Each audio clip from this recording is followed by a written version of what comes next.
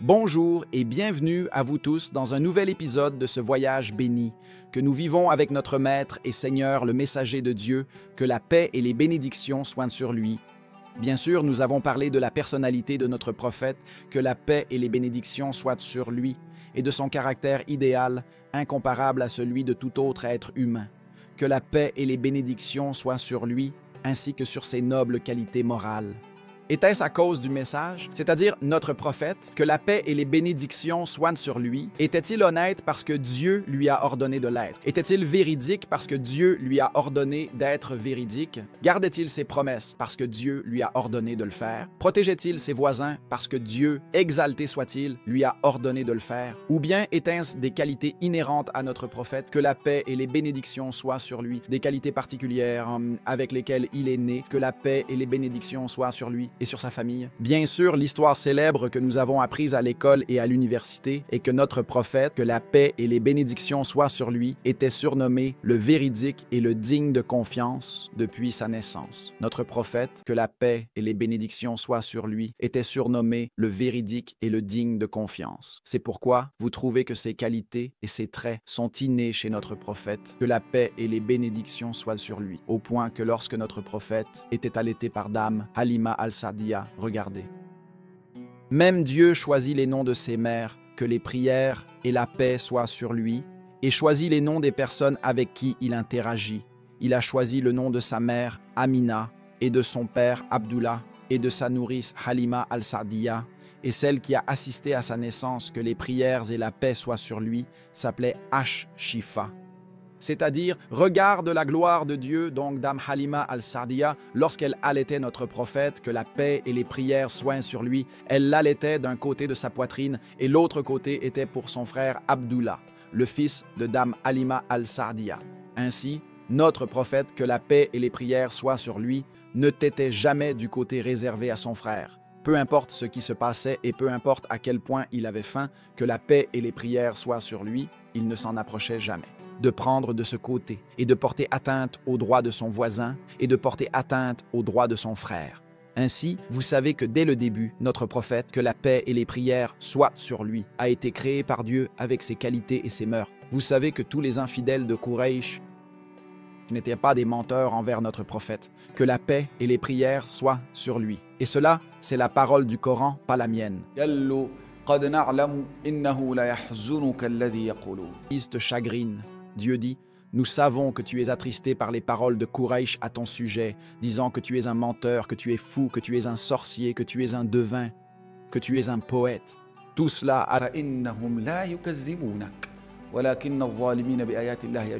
mais ce sont les injustes qui nient les signes de Dieu. Cela signifie que Quraysh ne traite pas notre prophète, que la paix et les prières soient sur lui, de menteur. Non, il croit en sa véracité. Quand on a demandé à Abu Jahl s'il reconnaissait la prophétie de Muhammad, il a répondu « Oui, il est vraiment un prophète. » Alors, quel est ton problème? Quand tu sais qu'il est véridique, c'est quoi ton problème? Alors, qu'a dit Abu Jahl? Il leur a dit, nous étions, nous et les Banu Hashim, comme deux chevaux de course. Abu Jahl appartenait à une famille de Quraysh. Quraysh est une tribu et la tribu est divisée en familles. Il était de la famille appelée Banu Makhzoum et notre prophète, que la paix soit sur lui, était de la famille des Banu Hashim, partie d'une grande famille nommée Banu Abd Manaf. Alors, qu'est-ce qu'Abu Jahl disait pour justifier sa position de mécréance?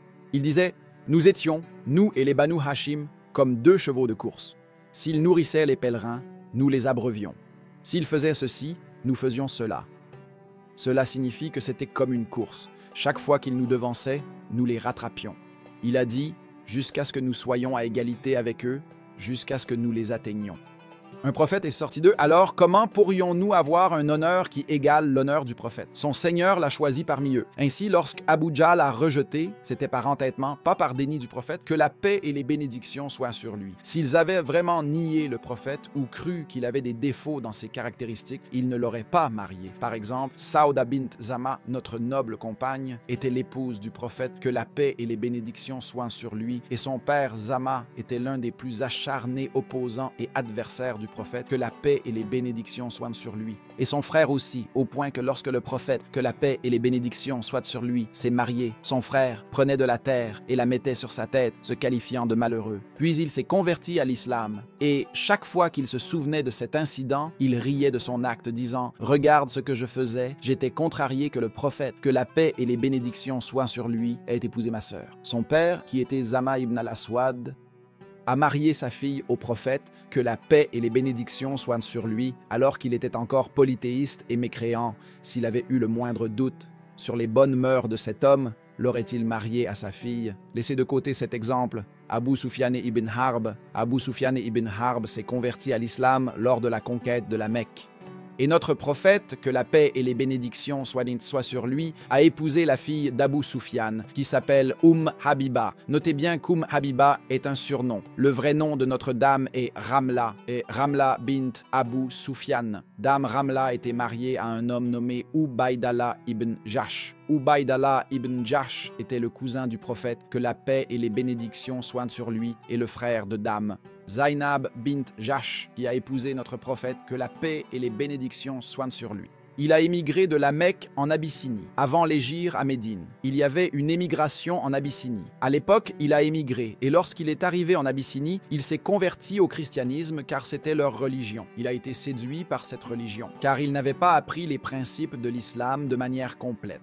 Et il a laissé cette pauvre femme seule à souffrir dans cette ville. Lorsque notre prophète, paix et bénédiction sur lui, a appris sa situation, et d'ailleurs, notre prophète, paix et bénédiction sur lui, avait un lien de parenté avec elle, car elle était de la tribu des Banu Abd Manaf. Son nom était Ramlah bint Abi Sufyan ibn Harb ibn Umayya ibn Abd Shams ibn Abd Manaf, et notre prophète, paix et bénédiction sur lui, était Muhammad ibn Abdallah ibn Abd al-Muttalib ibn Hashim ibn Abd Manaf. Ainsi, elle partageait un ancêtre commun avec notre prophète par Abd Manaf. Lorsque le prophète a appris cela et a réalisé qu'il était plus approprié qu'elle soit avec lui plutôt qu'avec un autre, il a envoyé une demande en mariage. Elle a été mariée à lui par le négus, Hachama. Converti à l'islam sans voir le prophète, il est mort à l'époque du prophète, qui a prié pour lui la prière funéraire en son absence. Il a dit vouloir l'épouser. Il l'a donc mariée à lui. Et à son retour à Médine, le prophète a consommé le mariage avec elle. Le point important de l'histoire est qu'Abu Sufyan, son père, en entendant cela, a dit « Quel noble époux dont le nez ne peut être abaissé !» Et il était heureux que notre prophète ait épousé sa fille. Alors cela, toi, tu le nies, et ce qu'il a apporté, tu ne crois pas, mais tu es heureux parce qu'il a épousé ta fille, car tu sais que cette personne est d'une moralité et d'une générosité extrême. C'est pourquoi, même lorsqu'il est retourné à la Mecque, et qu'Abu Sufyan était l'un des plus fervents opposants, et tu sais qu'il n'y avait pas de bataille des mécréants qu'Abu Sufyan ne dirigeait, sauf Badr qui était dirigé par Abu Jahl. Malgré cela, il a dit, celui qui entre dans la maison d'Abu Sufyan est en sécurité. Mon frère, je suis étonné par la relation du prophète avec les Quraysh. C'est une relation étrange qui illustre les paroles du prophète quand il a dit « Celui qui maintient les liens de parenté n'est pas celui qui rend l'appareil, mais celui qui, lorsque ces liens de parenté sont rompus, les rétablit. Ne crois pas que maintenir les liens de parenté signifie que ton oncle te rend visite et que tu lui rends la visite en retour ou à ton oncle maternel. Non, le véritable maintien des liens de parenté, c'est lorsque ton oncle te coupe et ne te rend pas visite. Mais toi, tu continues à maintenir le lien avec ton oncle. C'est pourquoi le prophète, paix et bénédiction sur lui, a dit que tu dois pardonner à celui qui t'a fait du tort et maintenir le lien avec celui qui t'a coupé. Notre prophète, paix et bénédiction sur lui, te guide dans tes relations avec les gens et avec tes proches. Ainsi, tu trouves que les Quraysh ont essayé autant que possible de nier le choix du prophète, paix et bénédiction sur lui, mais il a confirmé leur élection. Il nie son élection parmi les créatures et lui leur prouve cette élection parmi les créatures en disant « En vérité, Allah a choisi parmi les Kinana les Quraysh et a choisi parmi les Quraysh les Banu Hashim et a choisi parmi les Banu Hashim les Banu Abd al-Muttalib et m'a choisi parmi les Banu Abd al-Muttalib. Je suis donc le meilleur des meilleurs des meilleurs des meilleurs. » Ainsi, notre prophète a prouvé leur élection. Bien qu'ils aient nié l'élection du prophète, paix et bénédiction sur lui. Ils ont nié sa prééminence sur les gens et ont refusé de lui reconnaître le mérite et la bonté. Alors qu'il a prouvé leur prééminence sur les gens en disant « Placez les Quraysh en avant, mais ne les devancez pas, sinon vous échouerez. » Ils ont comploté pour le tuer et l'ont expulsé de sa ville, mais il a insisté, paix et bénédiction sur lui, pour faire de leur ville un sanctuaire sûr, interdisant même de couper les épines. À la Mecque, malgré ce qu'ils lui ont fait, paix et bénédiction sur lui. Pourtant, il a interdit de couper les épines. À la Mecque, notre maître le prophète a interdit de tuer le gibier à la Mecque. Notre maître le prophète a interdit de tuer les pigeons qui entrent à la Mecque, ils sont en sécurité, et les chiens qui entrent à la Mecque. Elles sont en sécurité, et tous les animaux qui entrent à la Mecque sont en sécurité, alors qu'ils l'ont expulsé de sa ville et ont cherché à le tuer. Notre Seigneur a dit dans le Coran, et وإذ يمكر بك الذين كفروا ليثبتوك أو يقتلوك أو يخرجوك ويمكرون ويمكر الله والله خير الماكرين. aussi, et Dieu est le meilleur des comploteurs. C'est leur vie lorsqu'il a conquis la Mecque. Et il a donné l'étendard des Ansar à certains compagnons, et l'étendard des Muhajirin. Avec qui était l'étendard des Ansar?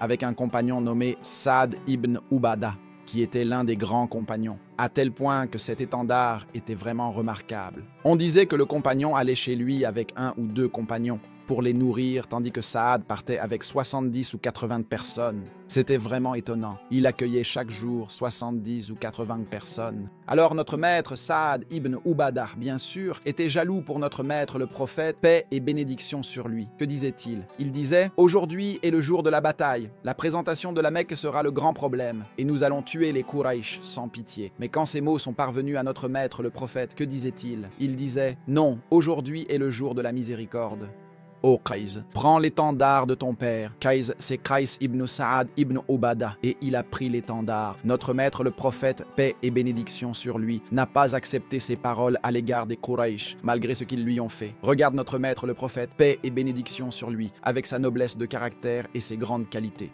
Il a progressé avec eux, passant de leurs accusations de sorciers, de menteurs, de poètes, de devins et de fous, à leurs paroles. Un frère noble et fils d'un frère noble. Quelle noblesse de caractère. C'est Dieu qui nous a enseigné cela dans le Coran.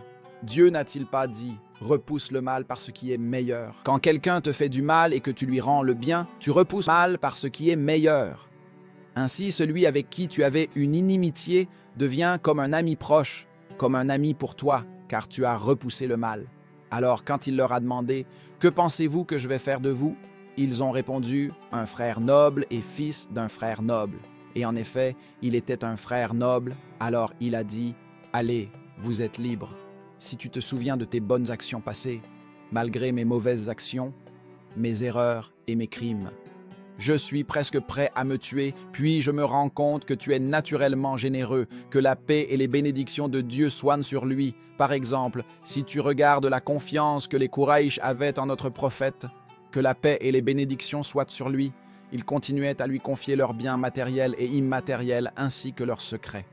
Comme s'il lui disait « Seul quelqu'un d'important peut garder un secret, et chez les gens nobles, le secret est bien gardé. Avec toi, le secret est derrière une porte fermée dont la clé est perdue et la porte est scellée. » Faites attention, ils avaient une telle confiance en l'honnêteté de notre prophète que la paix et les bénédictions soient sur lui, qu'ils ont continué pendant 13 ans à la Mecque à lui confier tous leurs biens et tous leurs secrets, même s'ils ne croyaient pas en son message, que la paix et les bénédictions soient sur lui et sa famille. Même lorsqu'il a voulu émigrer de la Mecque à Médine, que fit-il? À qui a-t-il confié la responsabilité de rendre les dépôts? Qui était cette personne à qui il a confié cette responsabilité? C'était maître Ali ibn Abi Talib. Pourquoi Ali? Parce qu'il faisait partie de la famille du prophète. Pourquoi de la famille du prophète? Pour nous dire aux gens, je suis digne de confiance, avant même la révélation. Dieu m'a créé et façonné avec l'honnêteté. C'est pourquoi celui qui rend les dépôts en mon nom est un homme de ma famille, et non un de mes disciples, car cela me concerne personnellement et non l'appel à l'islam. Le prophète, paix et bénédiction sur lui, avait des mœurs innées, il était naturellement doté de bonnes qualités. Dame Aïcha a dit vrai lorsqu'elle l'a décrit en disant que son caractère était le Coran. Il était un Coran qui marchait sur la terre. Et lorsque notre Seigneur l'a décrit dans le Coran, il n'a pas dit simplement qu'il avait un grand caractère, mais il a dit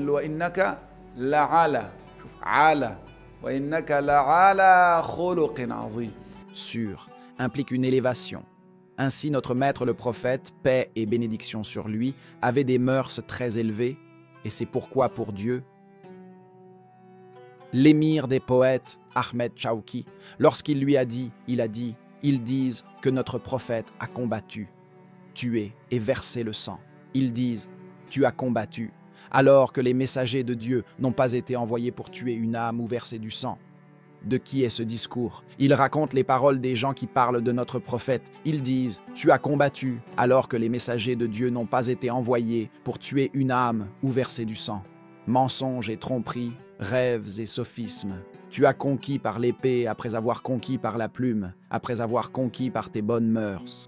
Après la conquête par tes qualités. Les gens ont été convaincus par le prophète d'abord, puis ils sont entrés en masse dans la religion de Dieu. Il n'a jamais forcé personne à entrer dans la religion. Je défie quiconque de prouver que le prophète a forcé quelqu'un à entrer dans la religion. Même notre maître Oussama ibn Zayd, quand il a tué quelqu'un après qu'il ait dit « Il n'y a de Dieu qu'Allah », il lui a dit « Ô Oussama, tu l'as tué » après qu'il l'ait dit.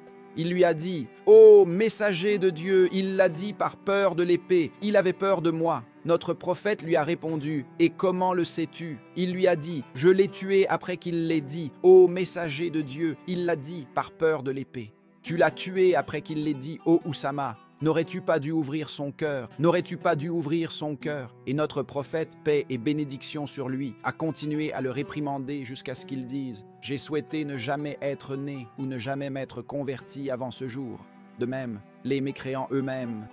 Et notre prophète, paix et bénédiction sur lui, a cohabité avec les Juifs à Médine, a cohabité avec les mécréants à la Mecque et a cohabité avec d'autres sans ordonner de tuer celui-ci ou celui-là. Au contraire, il s'agissait de laisser le choix, que celui qui veut croire, croit, et que celui qui veut mécréer, mécrée. Notre voyage continue avec notre prophète, paix et bénédiction sur lui. Nous nous arrêtons ici pour aujourd'hui et à une prochaine rencontre si Dieu le veut. Que la paix, la miséricorde et les bénédictions de Dieu soient sur vous.